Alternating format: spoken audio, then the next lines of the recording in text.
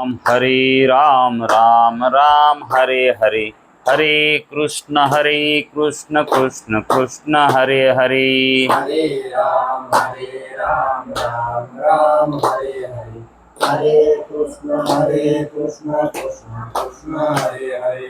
हरे राम राम राम हरे हरे, हरे कृष्ण कृष्ण कृष्ण हरे हरे।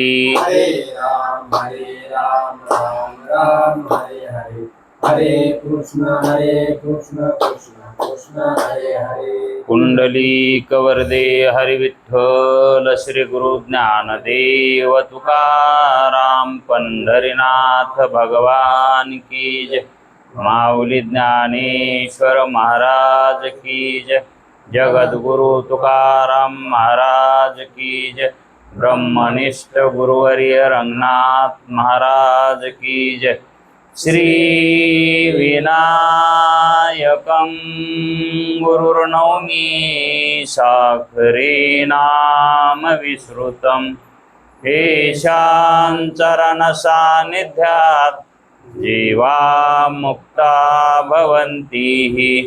साखरे वंशविख्यातं ज्ञानदानपरायणं विनायकं गुरुर्वन्दे भवबन्धविमुक्तये। श्रीरङ्गनाथं गुरुराजवर्यं मुमुक्षूणां ज्ञानदानेकदक्षं प्रभावती क्षेत्रनिवासिनं नमामि वेदान्तविदामोरिष्टं। पुण्डलीकवरदे हरिविठ्ठल श्री गुरु ज्ञानदेव पंढरीनाथ भगवान की जय। माऊली ज्ञानेश्वर महाराज की जय। जो आनंद सत्य प्रकाश विभो आणि आधार नाम रूपास, बुद्धी न जाणे आणि जाणे ही त्यास, तो अपार शुद्ध परमात्मा मिथ्यासी। माझे अपार स्वरूप समुद्रावरती, जणू तरंग ब्रह्मा विष्णू महेश गणपती, सूर्य चंद्र वरुण यम मिरविती, देवी कुबेर ही तैशची। जो सर्वज्ञानी दयाघन, मुनी हृदय ज्याचे करीती ध्यान, त्याची बुद्धी उपाधी करुण, मिथ्या भान मजची माझी होतसे। ज्याच्या अज्ञाने भाषे जगत, जसा दोरीवरी सर्प दिसत, परी दोही ठाई ना सर्प जगत, ते स्वतंत्र आणि स्वयं ब्रह्म मिथ्यासी। पुण्य पुरुषी सदैव निष्काम, बोध प्राप्ती कारणे भजावा राम, तो मिथ्या हे आत्माप्त काम, तरी नमन कवना करावे म्या। जयांचे केलिया स्मरण, सकळ विद्येचे होयाधिकरण, तेची वंदू श्रीचरण श्री गुरूंचे, हे नमस्कारोनी आता। विचार सागर तरंग 6वा,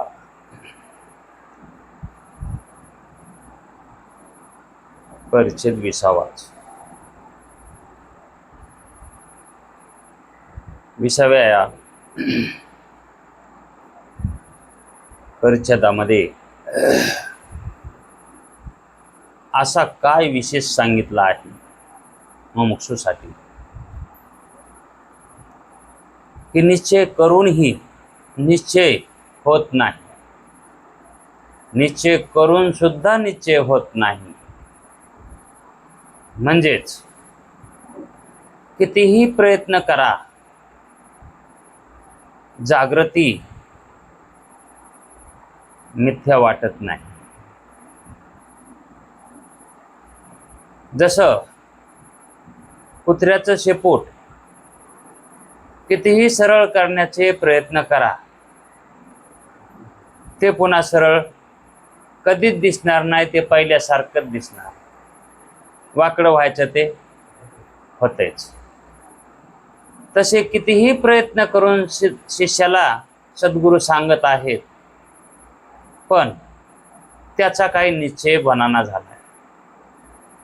आणि निश्चय न बनणं यालाच म्हणतात दैव दुर्विलासाचे लक्षण. म्हणून गुरुजी म्हणाले की बाबा, तुला अनेक वेळेस जगत मिथ्यात्वाचा निश्चय करून दिलेला आहे, आणि मग जगत मिथ्यात्वाचा निश्चय आम्ही काही स्वतंत्र बुद्धीनेही केलेला नाही. वेदशास्त्राचं प्रमाण घेऊन तुला सांगितलं आहे. आमच्यावर नको विश्वास ठेवू, पण वेदशास्त्रावर तरी ठेव ना.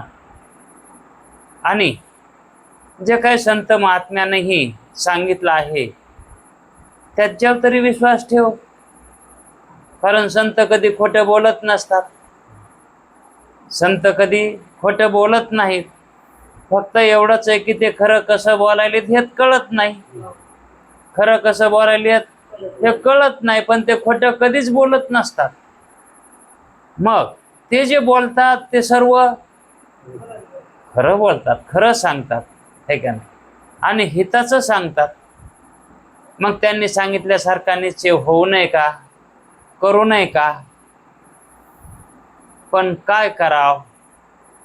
हे सगळं जरी खरं असलं, संतही खरं बोलतात, आमचा त्यांच्यावर विश्वासही आहे, आम्हाला ते सांगतात ते समजतही आहे, पण आमचा निश्चय तसा व्हायना. आम्हाला तसं आमची बुद्धी त्या अधिकारापर्यंत जाय नाही. स्वप्न मिथ्या आहे, तशी जागृती ही मिथ्याच आहे. यामध्ये स्वप्नाचा मिथ्यात्व निश्चय होतो, तसा जागृतीचा होत नाही.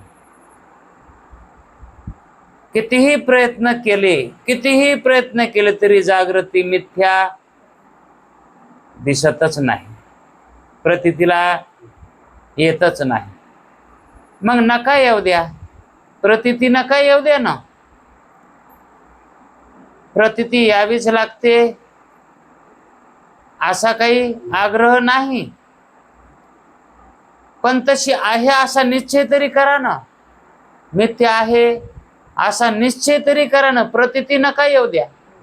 मग प्रतीती आल्याशिवाय निश्चय होत नाही का? प्रतीती न येताही निश्चय होतो.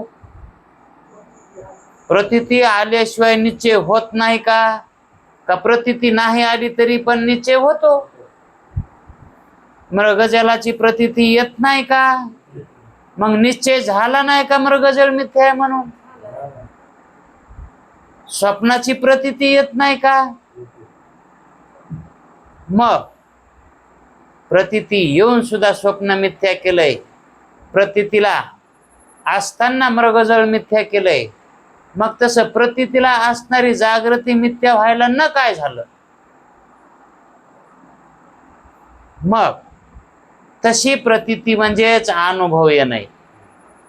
प्रतीती म्हणजे काय? अनुभव. तसा आपल्याला अंतःकरणातून अनुभव यावा, आपण आपल्याला ते पटावं, आपण आपल्यालाच, है का नाही? मग आपण आपल्यालाच पटायचंय, ते पटून घ्यायचंय आपल्यालाच. ते पटत नाही हे सांगायले शास्त्र, पण ते पटवून घ्यावंच लागेल. त्याच्याशिवाय मुक्तता कशी प्राप्त होईल? ज्याला आपण सत्य म्हणायलो ते सत्य कसं होईल? मोक्ष सत्य आहे ना? मोक्ष सत्य आहे ना? कुठपर्यंत? जोपर्यंत वृत्ती आहे तोपर्यंत. म्हणजेच वृत्ती ज्ञानानं मोक्ष गुरु हे सत्य आहेत, पण स्वरूप ज्ञानानं वेद गुरु सुद्धा मिथ्या आहेत. तर इथं जागृतीचं काय मांडायचंय? मग ती जागृती मिथ्या कशी करता येईल याच्या बाबतीत युक्ती, प्रक्रिया ह्या अनेक कुठेही सांगितलेल्या आहेत. वारंवार आपण त्याचा अभ्यास करणे हे आपलं कर्तव्य आहे.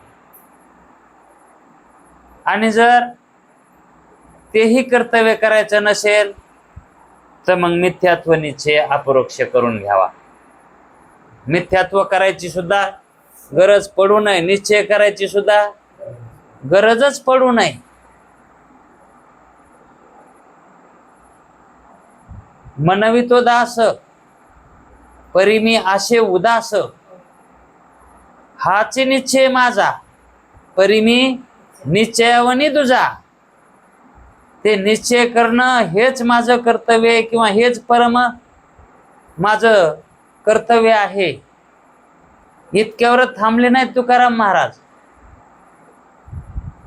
सरते कर्तृत्व माझ्यानं, हा कर्म करता मी नाही. म्हणजेच कर्म सरले, कृत्य सरलो दे का, आघव्याची भूमिका सवे चाले. म्हणजेच जो स्थितप्रज्ञ असतो, मुक्त पुरुष असतो, त्याची आघव्याची भूमिका असते. त्याची जी भूमिका असते ती कशी असते? आघवी म्हणजे निराळी, वेगळीच असते ती भूमिका. आघवी सर्वश्रेष्ठ. ती भूमिका प्राप्त होण्यासाठी हे जे कर्म आहे त्या कर्मातून पार पाडावं लागतं. हे कर्म माझ्याकडून होत नाहीत असा निश्चय करावा लागतो आणि त्या निश्चयापासून वेगळं व्हावं लागतंय, तेव्हा ते कर्म सरले. निश्चय करून त्या निश्चयापासून वेगळं व्हावं लागतंय. परी मी निश्चयावनी दुजा, कामून निश्चयावून दुजा. आता तुम्हीच निश्चय करायलात, हा मग तुमच्या ठिकाणी निश्चय, माझ्या ठिकाणी निश्चय नाही. ते तुकाराम महाराज म्हणतात, माझ्या ठिकाणी निश्चय नाही, तो मी निश्चयाहून वेगळा आहे. आणि माझ्या ठिकाणी निश्चय नाही, कर्म नाही, अज्ञान नाही, ज्ञान नाही, मी निराळा याच्यावर. कामून सरते कर्तृत्व माझ्यानं. कर्तृत्वपणा माझा नाही. हा मी हे कर्तृत्व करत नाही, कर्म मी करत नाही, कारण मला कर्म करता येत नाहीत, कारण मी असंग आहे. हा बोध आहे त्यांच्या ठिकाणी.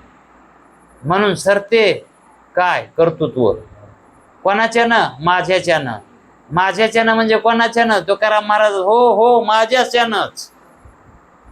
मीच घाई देतोय, माझ्याच्यानं कर्तृत्व संपले.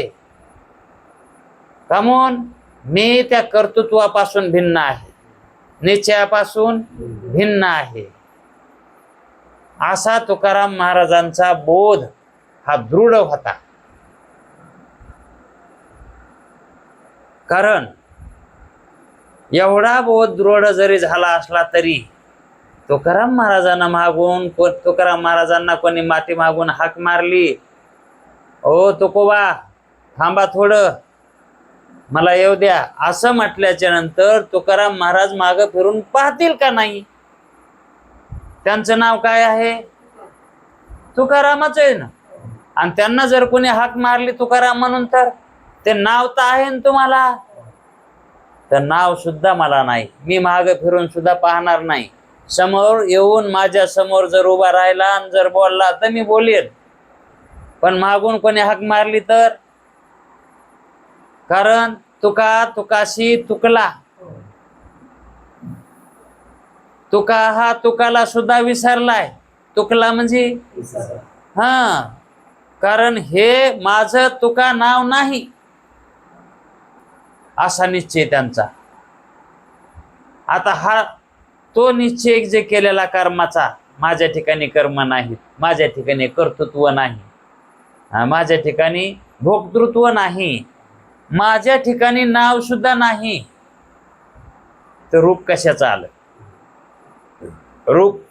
रूप नाही म्हटल्यावर नामही नाही. म्हणून नाम आणि रूपातीत झालेला तुका हा तुकाशी तुकला का नाही? नाम रूपापासून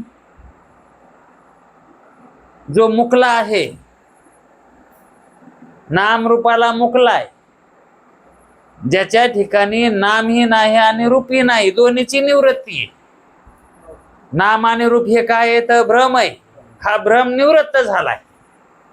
मग ज्याचा हा भ्रम निवृत्त झालाय, नाम आणि रूप हे मिथ्य आहेत, मग ते जागृतीतले असो की स्वप्नातले असो की समाधीतले असो की निद्रा अवस्थेतले, काय जे असेल ते असेल, नाम रूप म्हटलं, आकार म्हटलं की मिथ्याच.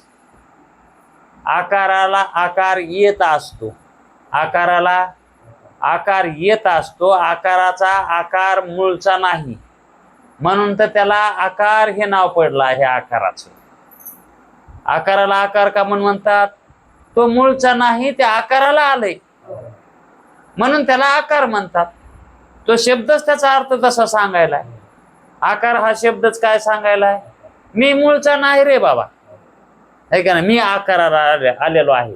आणि मी जरी आकाराला आलो असलो तरी हा आकार माझा चिरकाल टिकणारा नाही, कारण हा आकाराला कारण भ्रम आहे.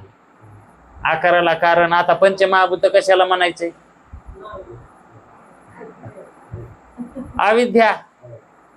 आणि अविद्यापासून उत्पन्न होणारा पदार्थ भ्रमरूप, आहे का नाही? म्हणून हे आकार जे उत्पन्न झाले तर हे मायाचे कार्य आहेत, आहे का नाही? आणि ते भ्रमरूप आहेत, वास्तविक सत्य नाहीत.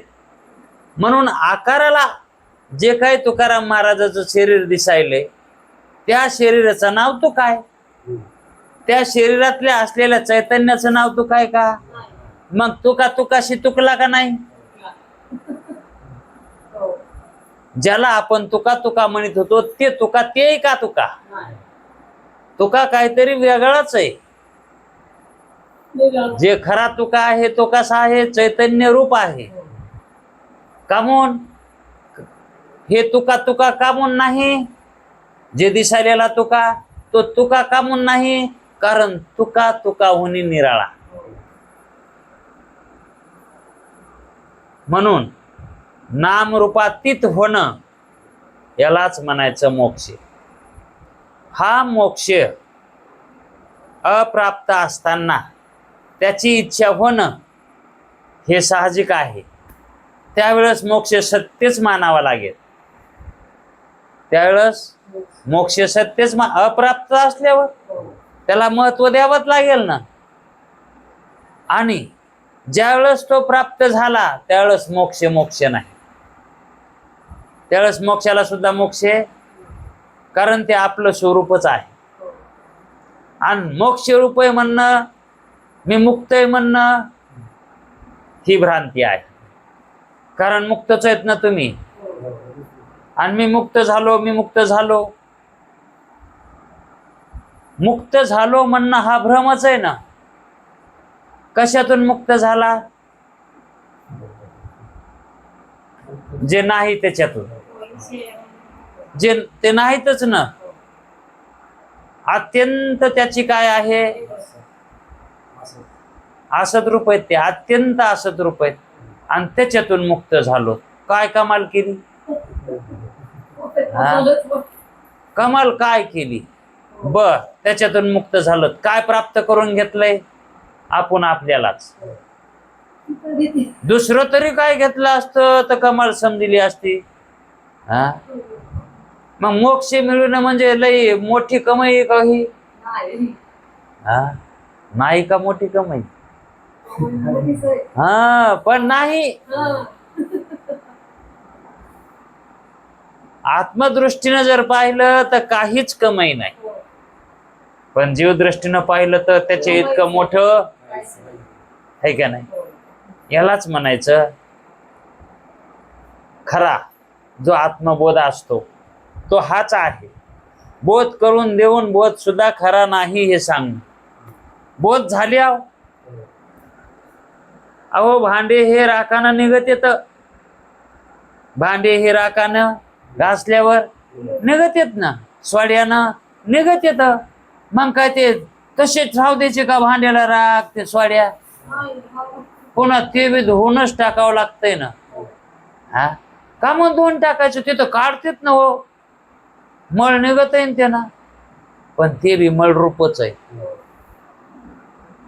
ते बी मलच आहे ना. राख म्हणजे मलच आहे, सोड्या म्हणजे मलच आहे. आणि मग ते ठेवायला जमतंय का? पण त्यांना आल्याला मळ निघतो. तसा या बोधानं आल्याला मळ निघतो. मग त्या मळा सगटच तो बोध सुद्धा काय करावा लागतो? मोक्षे आम्ही मोक्षरूप झालोत हा बोध, हे बोध सुद्धा राहू नये ना. मग हा बोध सुद्धा मिथ्या आहे. आता वेदाच्या युक्तीनं आपणाला अविद्याची निवृत्ती झाली हे मान्य करावं लागेल का नाही? हा, दुसरं कशाने अविद्या निवृत्त झाली असती? है का नाही? मग त्याचे किती उपकार मानावेत? मग कितीही उपकार मानले तरी त्याच्या ठिकाणी जर आपण प्रीती ठेवली, त्याच्या ठिकाणी आसक्ती ठेवली, मोक्ष कसं प्राप्त होता येईल? मग पुन्हा फिरून आपल्याला हे ज्ञानात, वृत्ती ज्ञानामध्येच यावं लागेल. पुन्हा फिरून त्याच्या ठिकाणी आसक्ती ठेवल्यावर आता हे ज्ञान कोणचं आहे? वृत्ती ज्ञान आहे. हे मल निवृत्तीचं ज्ञान आहे ना, अज्ञान निवृत्तीचं ज्ञान आहे. हा, पण खरे आपण ज्ञान रूप आहेत ना. आपण कोणाचं दुसऱ्याचं घ्यायलो, आणि तेही कसं आहे? मल निवृत्तीचं ज्ञान. आणि मग आपण आपलं जसं भांड पहिलं चकचकीत असतंय मळायच्या आधी, तशी आपण आहेत ना. हा, आणि मग ते राख लावलेलं भांड आपण आहेत का? आणि मग त्या राख लावलेल्या सगट आपण मानल्यावर, त्या राखा सगट मानल्यावर ते गदळच आहे ना. मग तसे आपण गदळ आहेत का? म्हणून हे अमृतरूपी जलानं तेही भांडी धुवावीत. कोणती? अंतकरणाची. हे अंतकरण हे एक भांड आहे, आणि हे भांड धुण्यासाठी ही वेदशास्त्र पुराणाची राख त्याला लावावी लागते, आणि अमृतरूपी बोधानं त्याला धुवून काढावं लागतंय. ते जसं भांड स्वच्छ होतंय तसं आपण आपल्या बोधानं एकदम स्वच्छ होतो, काही त्याच्यात दोष राहत नाही. म्हणून दोष निवृत्तीचा परमार्थ हा खरा परमार्थ आहे का नाही? आणि एकदा परमार्थ म्हणजे दोष निघून गेला की मग काही करायची गरज नाही.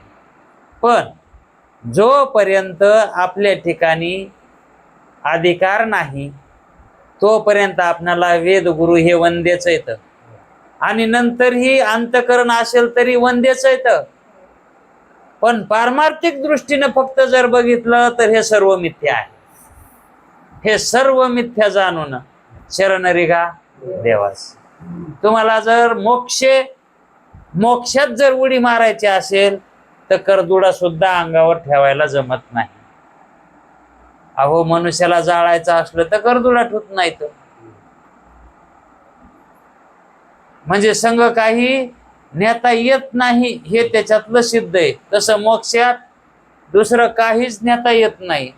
मोक्षात गुरु सुद्धा न्याय येत नाही, मोक्षात वेद नेता येत नाही, मोक्षात कर्म उपासना सुद्धा नेता येत नाही. कारण हे साधन येत आणि मोक्ष साध्य. हे काय आहे? साधन येत. मग साधन तिथे घेऊन जायला जमतंय का? चपला बुट बाहेरच सोडावं लागत असतात. घरात नेतात का? आणि नेलं तर काय होतंय? त्याला कोण चांगलं म्हणेन? मग त्याच्या ठिकाणी दोषच मानतात का नाही? मग तशी साधनं घेऊन जर साधनं जवळ घेतले तर, आणि साधनात राहून जर आपण म्हणायला लागलो की वेद गुरु मिथ्या आहेत, मग नाही का पाप लागायचं? हा, तुमची सकल निवृत्ती झाली का?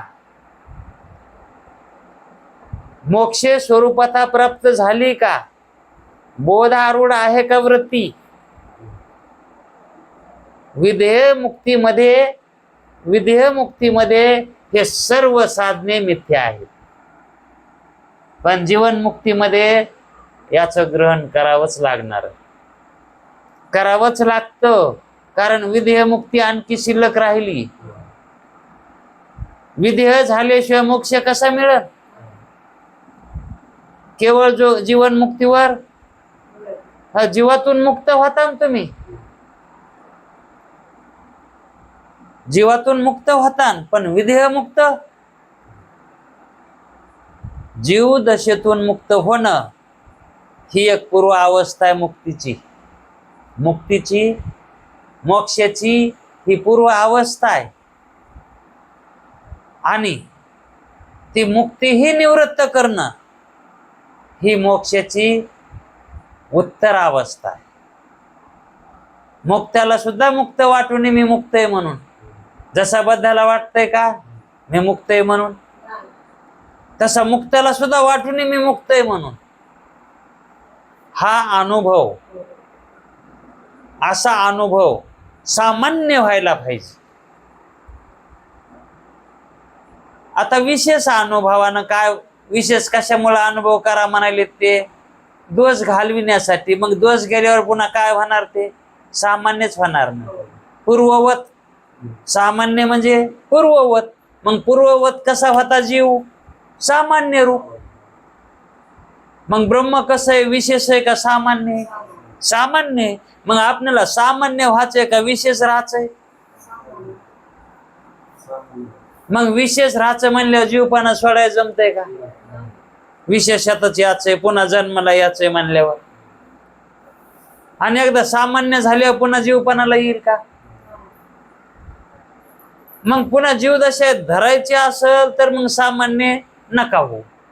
आणि जीवपणा जर सोडायचा असेल, जन्म मृत्यू जर निवारण करायचं असेल, त्याच्यातून पार पडायचं असेल, तर मग सामान्य व्हा.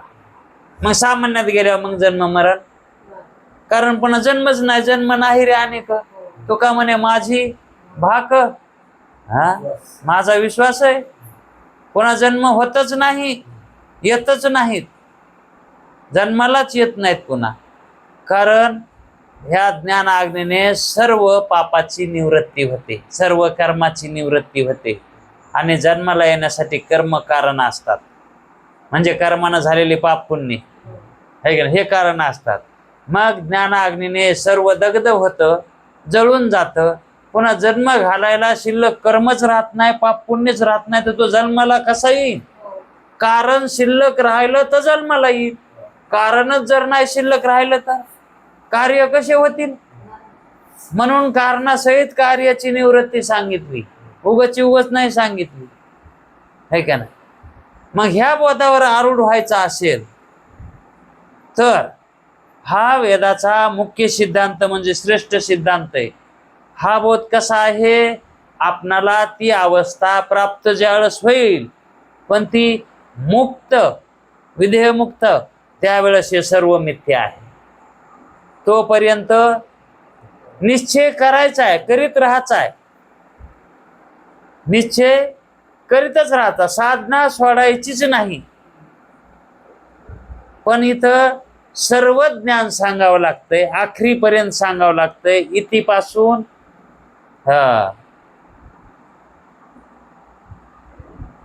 म्हणजे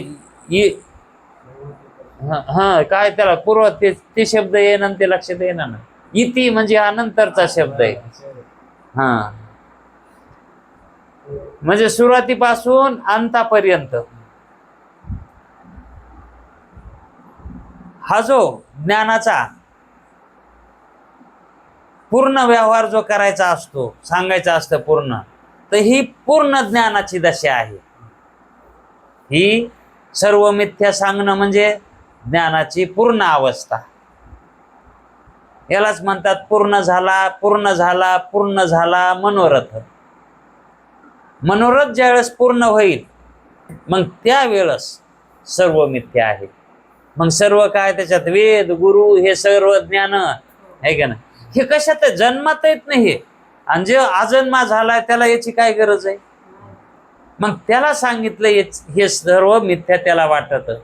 असं वाटलं तर म्हणायचं त्याची पूर्ण अवस्था त्याला प्राप्त झाली. म्हणून गुरुजींनी त्याला नाना प्रकारचं सांगितलं की बाबा तू जसा स्वप्नाचा निश्चय केलास तसाच जागृतीचा कर, काय फरक नाही त्याच्यामध्ये, है की नाही? तरी पण त्याला शंका होत लागल्या. म्हणून गुरुजी म्हणतात, अरे बाबा तुला मी मागच सांगितलंय की माझ्या सहित, कारण ते पुन्हा म्हणलं असता, गुरुजी तुम्ही कशी येत, तुम्ही सत्य आहेत का मिथ्या आहेत, तुम्ही मला बोध केलाय, तुम्ही केलेला बोध सत्य का मिथ्या, हे चौथ्या तरंगात किती त्यानं खोदू विचारलं होतं. मग तशी शंका पुन्हा आणखी येईल. म्हणून गुरुजी म्हणतात की बाबा तुला वेद गुरु, श्रवणादी साधने, समाधी किंवा मोक्षे या सर्वांची प्रतीती जी यायली स्वप्नाप्रमाणे अविद्याजन्य आहे. प्रतीतीत होणारा बंधही आणि प्रतीतीत होणारा मोक्षही हा मिथ्याच आहे. वाटणं म्हणलं की मिथ्याच. आता मला मोक्ष प्राप्त झाला असं वाटायले म्हणलं की मिथ्याच झालं ते. हा आहेच, हा मग आहेच तर म्हणायची काय गरज आहे, है का नाही? माग उदाहरण सांगितलं होतं, लग्न होऊन 2-4 लेकरं बाळ झाले आणि नंतर पुन्हा मग ते बायको नवऱ्याला म्हणायची, रोज तुम्ही माझे पती आहात बर का, निश्चय तुम्ही माझं पती आहेत.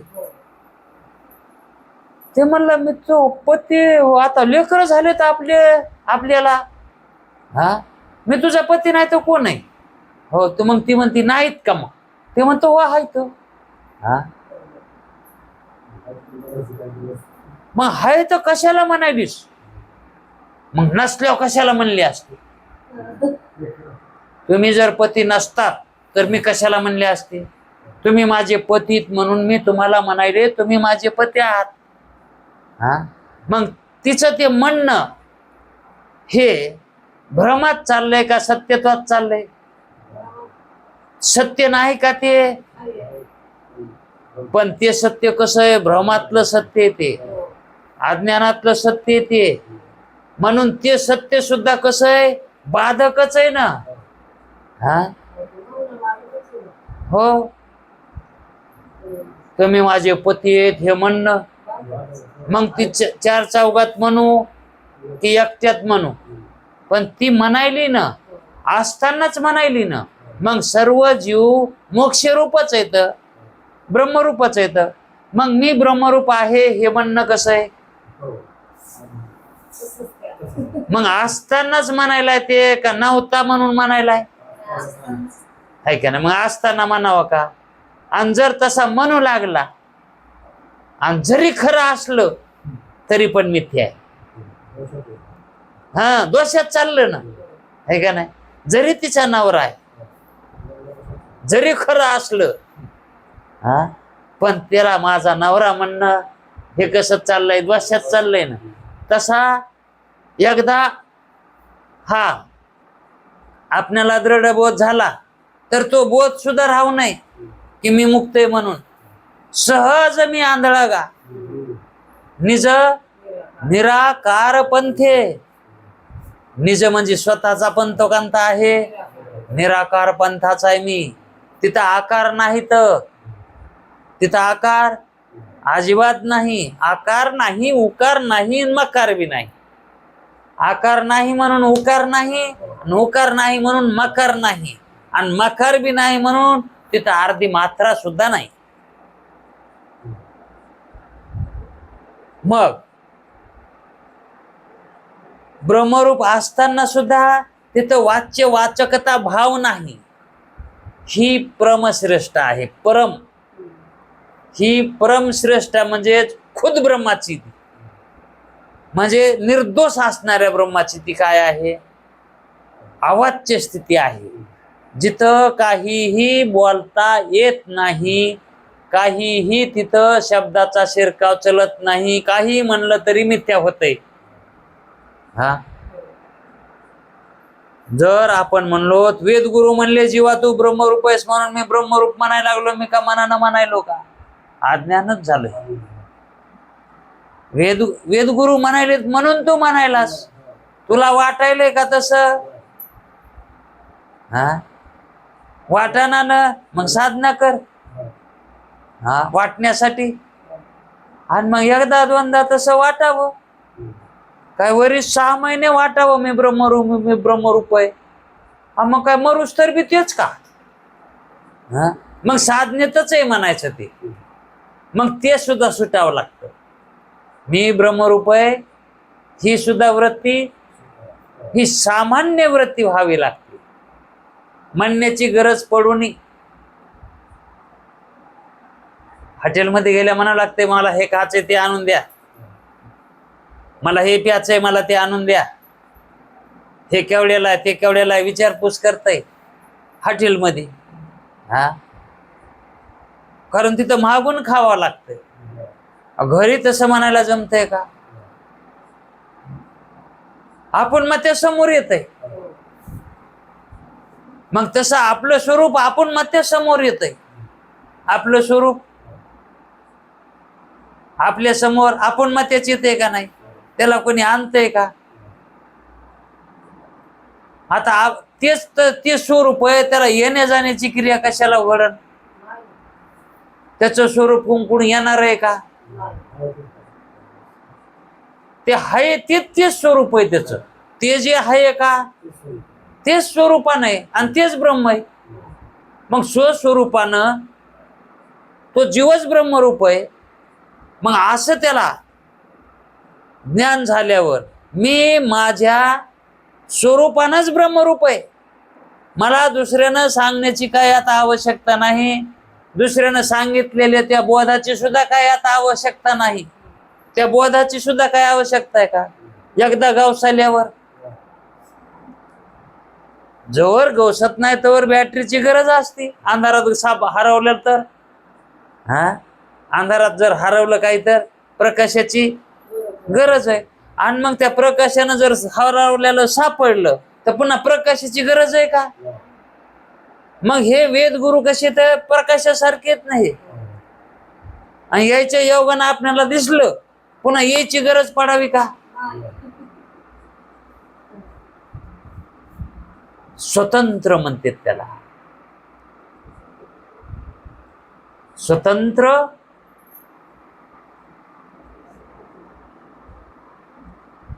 मी ब्रह्मरूप असे असं मंगलाचरणामध्ये निश्चलदासजींनी सांगितलेलं आहे. मग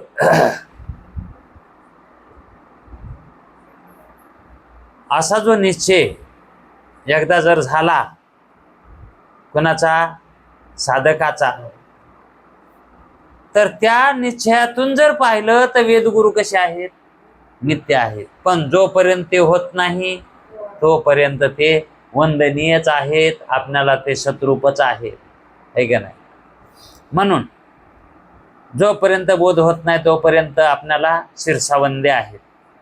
वेदगुरु, श्रवणादी साधने, समाधी किंवा मोक्ष या सर्वांची प्रतीती स्वप्नाप्रमाणे अविद्याजन्यच आहे. जसं अविद्यामध्ये स्वप्नामध्ये अविद्याजन्य पदार्थ उत्पन्न होतात, म्हणजे अविद्यापासून उत्पन्न होतात, तसेच स्वप्नासारखेच आहेत हे समाधी, मोक्ष, स्वर्ग, हे सर्व जागृती, हे सर्व स्वप्नगत आहे.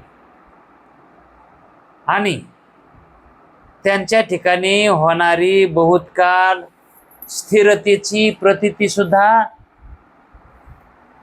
अनिर्वचनीय मिथ्याच आहे. हे आपल्याला स्थिर वाटायलंय ना, आपल्याला कालचंच वाटायलंय ना, हे अनिर्वचनीय मिथ्या मायाचा प्रभाव आहे. त्याच्यामुळंच आणि संस्कार आहेत, त्याच्यामुळं आपणाला ती प्रतीती यायली. हा सिद्धांत, आता हा काय झाला, सिद्धांत झाला, हे सिद्धांताचं बोलणं झालं. पण हा सिद्धांत न जाणता, समजा आपण हा सिद्धांत जाणला नाही किंवा अनंत कालाच्या संस्काराने, अनंत कालाच्या जन्मात संस्कारानं पुन्हा पुन्हा निष्कारण प्रपंच सत्य वाटत असल्यामुळं हा प्रपंच पुन्हा पुन्हा सत्य वाटायला नाही. मग ते सत्य का वाटायला, तर अनंत जन्माचे संस्कार, हे अनंत जन्माचे, आपण अनंत जन्म त्याला सत्य मानले ना, त्या संस्कारानं आपल्याला काय वाटायले, सत्य वाटायले. म्हणून निष्कारण त्या संस्कारानं पुन्हा पुन्हा निष्कारण प्रपंच सत्य वाटत असल्यामुळे असा प्रश्न निर्माण होतो की कोणता, स्वप्नाप्रमाणे जागृती मिथ्या असेल तर क्षणभर किंवा घटकाभर प्रतीतीत व्हावी. ही शंका का व्हायली शिष्याला अशी, या जागृतीची, या जगताची जी आपणाला प्रतीती यायली, कशी यायली, सत्यत्वानं यायली. मग ही सत्यत्वानं प्रतीती जर हे स्वप्नाप्रमाणे जर मिथ्या असलं तर घटकाभर यावी, अशी घटकाभरच कामून याय ना. मग अनंत कालाची यायली प्रतीती, मग ही अनंत कालाची कामून यायली, तर अनेक जन्माचे संस्कार आहेत म्हणून आपल्याला तसं वाटायले. ते संस्कारामुळे आपल्याला ही प्रतीती सत्यत्वानं यायली.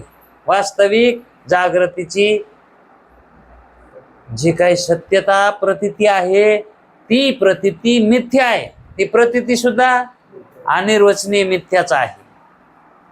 म्हणून अशी शंका उत्पन्न होते. पण पुन्हा तोच तो विचार करणे आवश्यक आहे. पुन्हा जरी अशी शंका झाली तरी पुन्हा तोच विचार करावा लागतो. अरे निद्रादोषामुळे काय झालं होतं, असणाऱ्या स्वप्नामध्ये अध्यापक, निद्रादोषामुळं काय झालं, आपणाला सांगणारा कोणतरी गुरु आहे, आपण त्या ठिकाणी ऐकणारे आहोत. स्वप्नामध्ये आपण ऐकणारे आहेत, आपल्याला सांगाय देत, तिथं शास्त्रही आहे. स्वप्नात समोर शास्त्र आहे, सांगणारा गुरु आहे आणि आपण ऐकणारे शिष्य आहोत. मग अध्यापक, अध्ययन, वेद, शास्त्र, पुराण, मग काही असो ते, अध्ययन करता, कर्म आणि त्या कर्माचं फल, त्या कर्मापासून होणारं फल. आता आपण हे शास्त्र ऐकायलो, हे का नाही, ह्या शास्त्र ऐकल्याचं फल काय आहे, मोक्ष. मग ते मोक्ष फल हेही कसं आहे, सत्य का मिथ्या, आहे का नाही.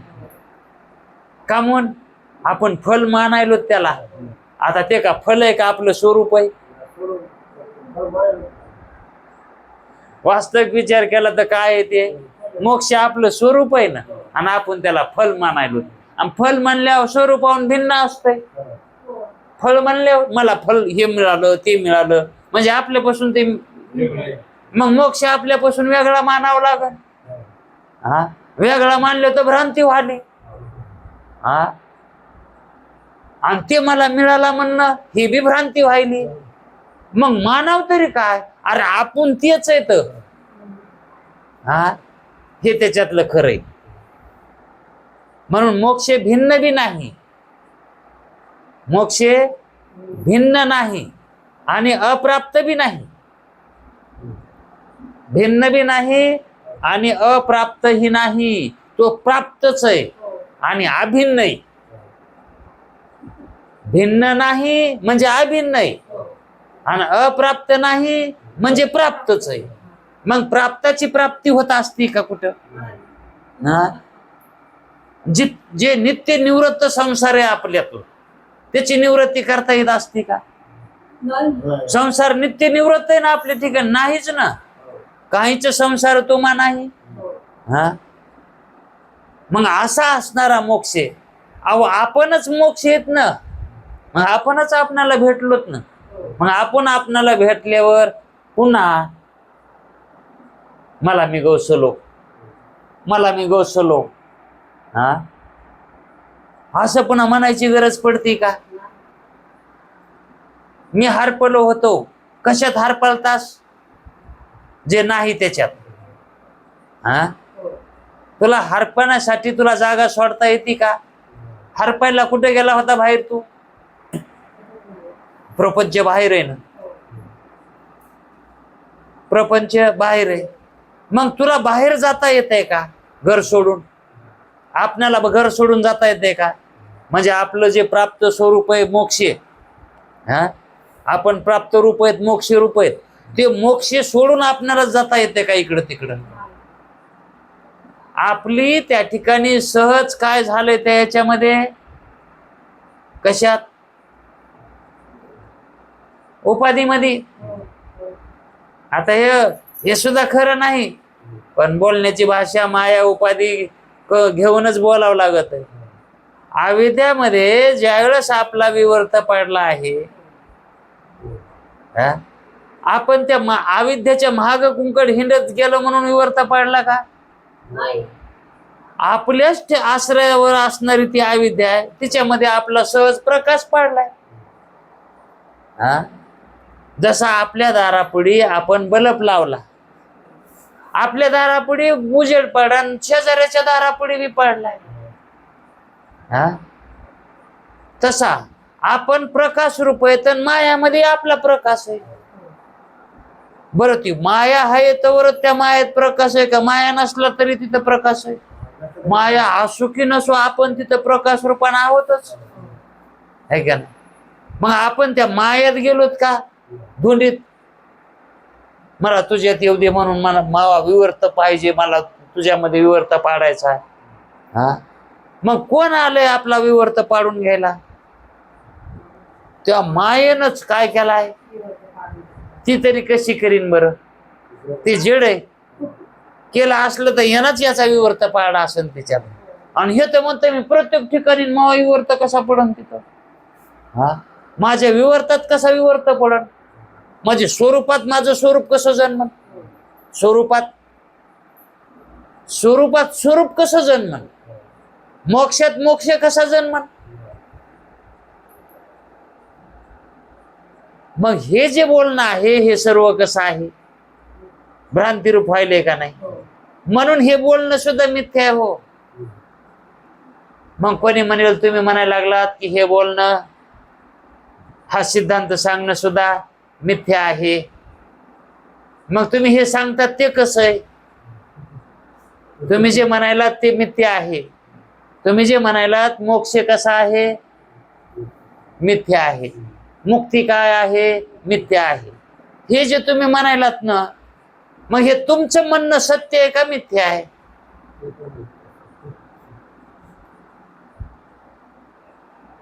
आता त्याला आपण काय करायलो? सिद्ध करायलो. कशाला? मोक्षाला. कशाकडून? ब्रह्मदृष्टीनं, व्यापक दृष्टीनं, म्हणजे उच्च सिद्धांतानं आपण काय करायलो? मुक्तता, बद्धता, मोक्ष, स्वर्ग, बंध हे काय आहे? सर्व मिथ्या आहे असं म्हणायलोत ना. मग त्याला मिथ्या मानायचं का? ह्या बंधाला, मोक्षाला, याला मिथ्या मानायचं का? मग या बंधाला, मोक्षाला मिथ्या मानायचं का? कारण ज्ञान काय सांगायला हे मिथ्या आहे. हा मग त्या ज्ञानालाच प्रश्न विचारायचा, तू जे सांगायलास हे तू सांगणं सत्य आहे का मिथ्या आहे? हा मग त्याला काय म्हणावं लागेल? मिथ्याच आहे. माझं सांगणं हे कसं आहे? हो मिथ्याच आहे. अरे मग तू बोलणंच मिथ्या आहे तर ते सत्यच आहे की मग. हा मग तू सांगितलंस काय न सांगितलंस काय सारखंच व्हायलंय. हा एखाद्याला कोणी म्हणलं की बाबा तू लई लबाड आहेस, हा तुम्ही लई बुडवी येत, तुम्ही बुडवी येत. मग तो माणूस म्हणतोय तो जे मला बुडव्या म्हणायलास ना, हे तू खरं म्हणायलास का खोट? त्यालाच विचारावं, तू जे मला म्हणायलास बुडव्या बुडव्या, हा, मग हे तू म्हणायला खरं आहे का खोट आहे? मग त्याला काय म्हणावं लागल? खरंच म्हणावं लागल ना. हा, मग तो म्हणणं एक खरं व्हालंय. हा हा, तो म्हणणं एक खरं आहे. हा, ते एक खरं आहे. मग कोणचं खरं? आता सत्य एकच असतंय का नाही? हा, मग तू जे मला म्हणायलास बुडव्या बुडव्या, हा, मग ते बुडव्या खरं का तू म्हणायला खरंय? तो म्हणाला मी तुला बुडव्या म्हणायलो हे म्हणणं खरंय. तू म्हणायला एक खरं आणि ब्रह्म एक खरं, देव एक खरा, मग दोन तर खरे नाहीत ना, एकच खरंय ना. आणि मग ते काय म्हणेल, नाही नाही मी तुला मिथ्या म्हणे रे खोटे म्हणायलो तुला बाडायस म्हणून, तू बुडव्यास हे मी तुला खोटे म्हणायलो. मग खोटे म्हणायलो तर मग ते शब्द तुझ्या जागेवर बसायले तर मी खराच आहे, मी बुडव्या नाहीच. हा, मी कसा आहे? बुडव्या नाही. मग कारण तू कसं म्हणायलास मला खोटे म्हणायलास ना, तू का खरं म्हणायलास का? एकतर खरं म्हणलं तिकून बी पाचर आहे आणि खोटं म्हणावं तिकून बी गपचिप बसलेलं, कोणाला काही म्हणून. अहो कोणालाच काय, आपल्याला सुद्धा आपण काही म्हणून तुम्ही मुक्त आहेत म्हणून, मी मुक्त आहे म्हणून. दुसऱ्याला तर म्हणायचं काय लागच नाही, पण आपण आपल्याला सुद्धा म्हणून मी मुक्त आहे म्हणून.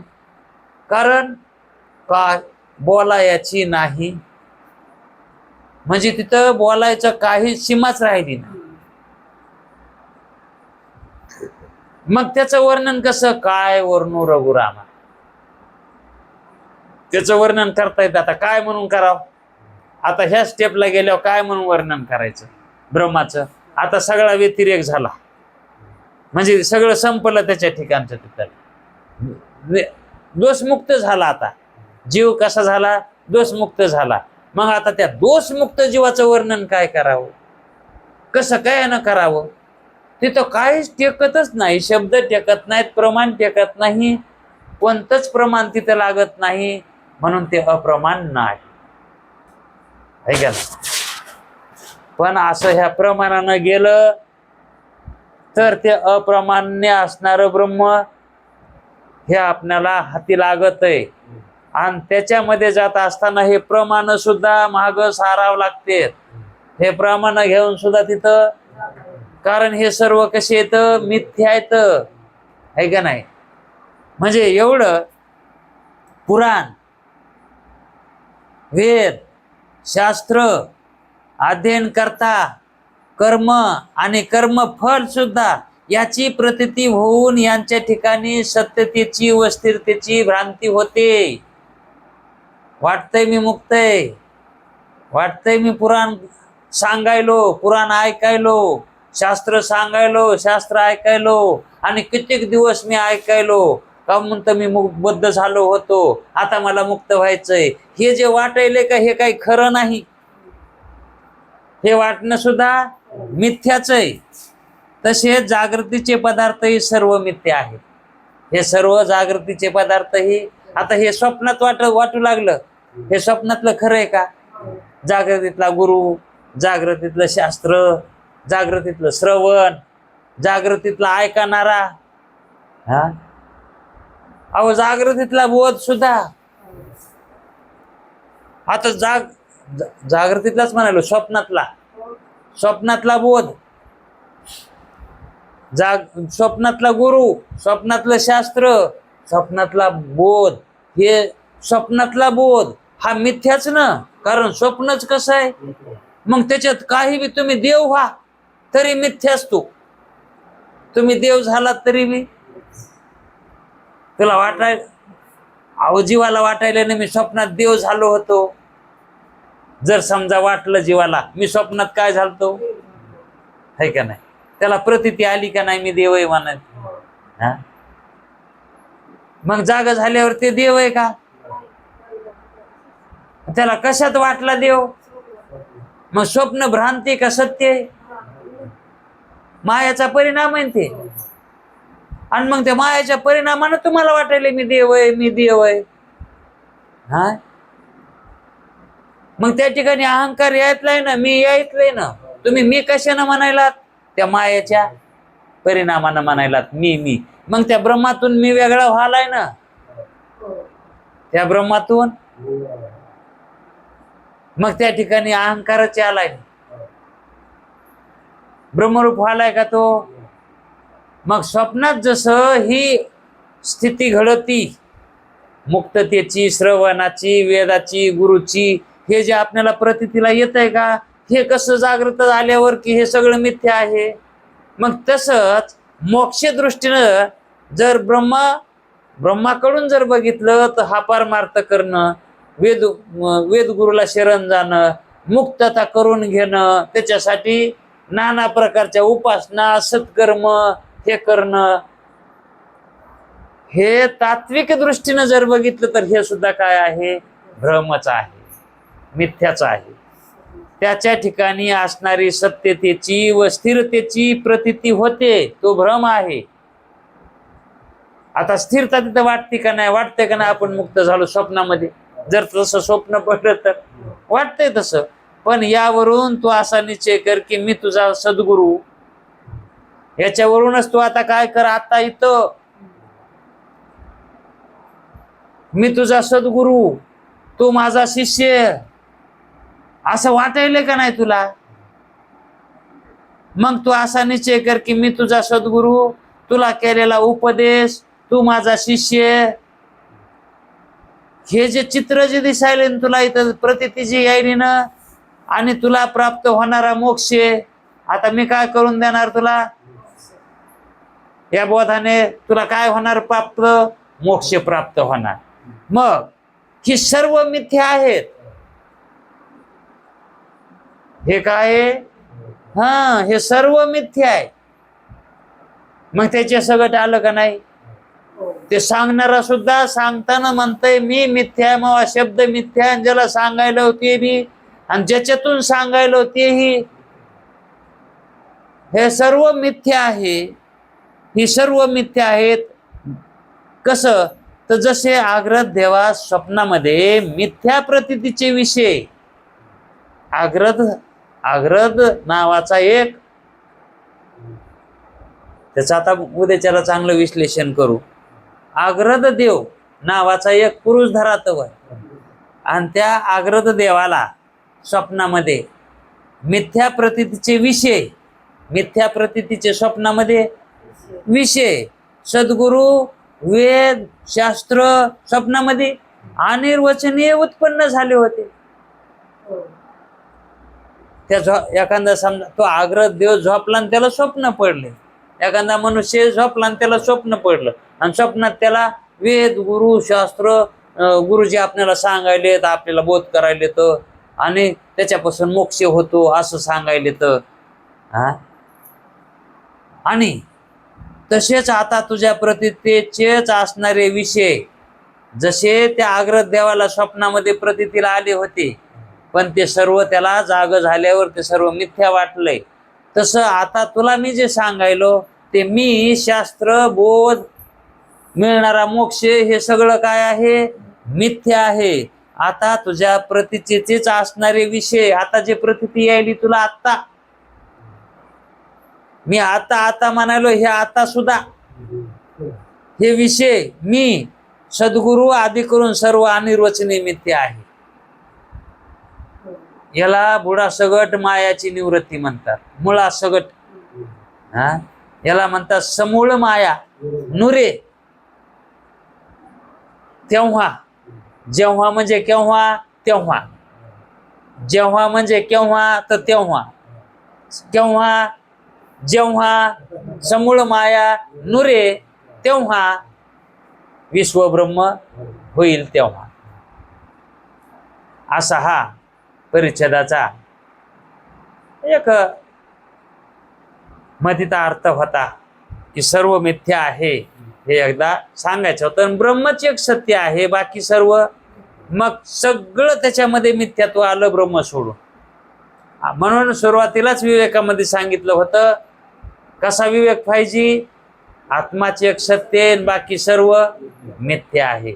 आणि तिथंच जर समजा असा आपल्याला बोध झाला असता तर इतकं ऐकायची काही गरजच नव्हती, आहे का नाही. मग तसा विवेक पाहिजे, त्या विवेकात राहायला पाहिजे. आता आत्माचे एक सत्य, बाकी सर्व मिथ्या आहे. आणि हा निश्चय सुद्धा जोपर्यंत आपणाला दृढता होत नाही त्याची, तोपर्यंत हा निश्चय सोडू नये. नंतर तो निश्चय सुटला तरीही मग काय हरकत नाही, आहे का नाही.